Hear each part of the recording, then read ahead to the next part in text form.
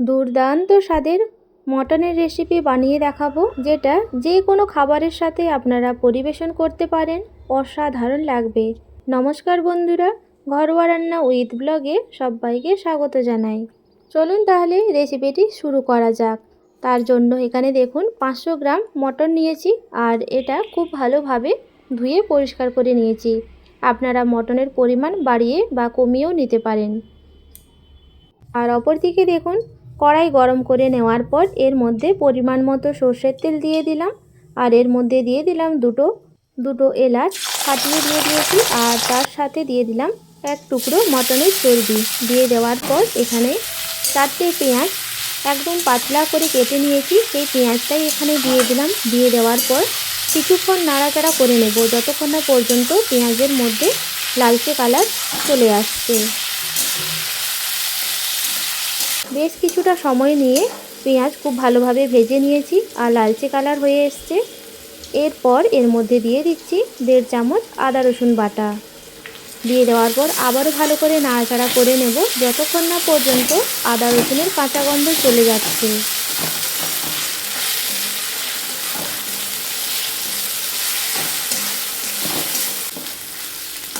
বেশ কিছুটা সময় নিয়ে আদা রসুন খুব ভালোভাবে ভেজে নিয়েছি। এরপর দিয়ে দিচ্ছি মটনের টুকরোগুলো। দিয়ে দেওয়ার পর খুব ভালোভাবে নাড়াচাড়া করে নেব, যতক্ষণ না পর্যন্ত মটনের কালার চেঞ্জ হয়ে আসছে। আর মিডিয়াম ফ্লেমে অনবরত নাড়াচাড়া করতে থাকবো। আজকের রেসিপিটি আপনাদের কাছে ভালো লাগলে অবশ্যই একটা লাইক দিয়ে কমেন্টে জানাবেন, আর আমার চ্যানেলে নতুন হলে চ্যানেলটির পাশে থাকার অনুরোধ রইল।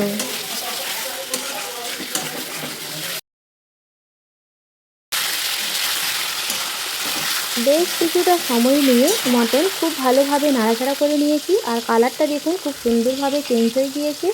এর মধ্যে গুঁড়ো মশলা দিয়ে দিচ্ছি, হলুদ গুঁড়ো, ঝাল লঙ্কার গুঁড়ো, ধনে গুঁড়ো, কাশ্মীরি লঙ্কার গুঁড়ো, আর তার সাথে স্বাদ অনুযায়ী লবণ দিয়ে খুব ভালোভাবে আবারও নাড়াচাড়া করে নেব।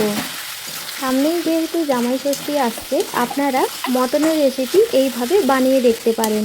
আশা করি আপনাদের অনেক ভালো লাগবে। মিডিয়াম ফ্লেমে প্রায় 10 থেকে 12 মিনিট সময় নিয়ে খুব ভালোভাবে কষিয়ে নিয়েছি। এবারে ফ্লেমটাকে একদম লো রেখে দেব, আর অপর দিকে ততক্ষণে একটা মশলা বানিয়ে নেব। তার জন্য এখানে নিয়েছি এলাচ, দারুচিনি, গোলমরিচ, লবঙ্গ আর জায়ফল। দিয়ে একটা ফ্রাই প্যানের মধ্যে দিয়ে দিচ্ছি। এগুলো একদম লো ফ্লেমে 2 মিনিটের জন্য ভেজে নেব। এইভাবে ফ্রাই প্যান নাড়িয়ে এটা খুব ভালোভাবে ভেজে নিয়েছি। এবারে গ্যাসের ফ্লেম অফ করে দিয়ে এটাকে নামিয়ে খুব ভালোভাবে ঠান্ডা করে নেব। ঠান্ডা হয়ে যাওয়ার পর এটা গুঁড়ো করে নেব। আর এদিকে দেখুন, একদম লো ফ্লেমে মটন এইভাবে রেখে দিয়েছিলাম, আবারও ভালো করে নাড়াচাড়া করে নিচ্ছি। আর মটন যত ভালো করে কষানো হবে, তত মটনের স্বাদ অনেকটাই বেড়ে যাবে। ভালো করে নাড়াচাড়া করে নেওয়ার পর এর মধ্যে দিয়ে দিচ্ছি একটা টমেটো কুচি। দিয়ে দেওয়ার পর আবারও ভালো করে মিশিয়ে নিতে হবে।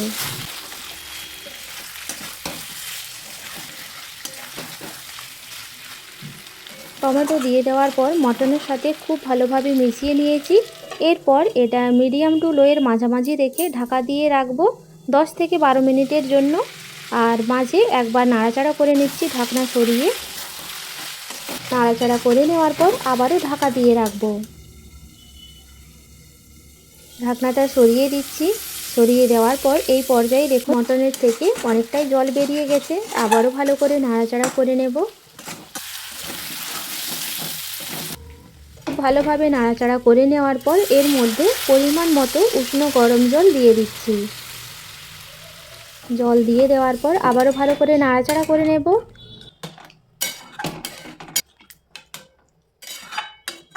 ভালো করে নাড়াচাড়া করে নেওয়ার পর এটা ঢাকা দিয়ে রাখবো 30 থেকে 35 মিনিটের জন্য। ফ্লেমটা থাকবে মিডিয়াম টু লোয়ের মাঝামাঝি। আর প্রায় 15 মিনিট পর আমি এর ঢাকনা সরিয়ে দিচ্ছি।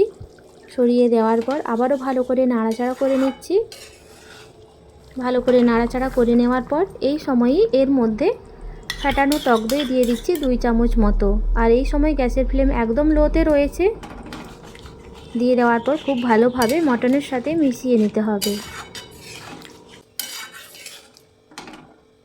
এরপর এর মধ্যে দিয়ে দিচ্ছি 3টে কাঁচা লঙ্কা আর তার সাথে দিয়ে দিচ্ছি ভাজা মশলার গুঁড়ো, যেটা আগে থেকেই রেডি করে রেখেছিলাম সেটাই এখানে দিয়ে দিলাম। দিয়ে দেওয়ার পর আবারও ভালো করে মটনের সাথে খুব ভালোভাবে মিশিয়ে নিতে হবে। মিশিয়ে নেওয়ার পর এটা ঢাকা দিয়ে রাখবো 30 থেকে 35 মিনিটের জন্য মিডিয়াম টু লো ফ্লেমে। প্রায় 30 থেকে 35 মিনিট পর এর ঢাকনাটা সরিয়ে দিচ্ছি, আবারও ভালো করে নাড়াচাড়া করে নেব।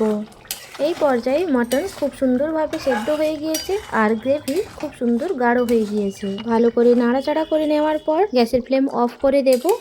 আর দেখতে কতটা লোভনীয় হয়েছে তা আপনারা দেখে বুঝতেই পারছেন।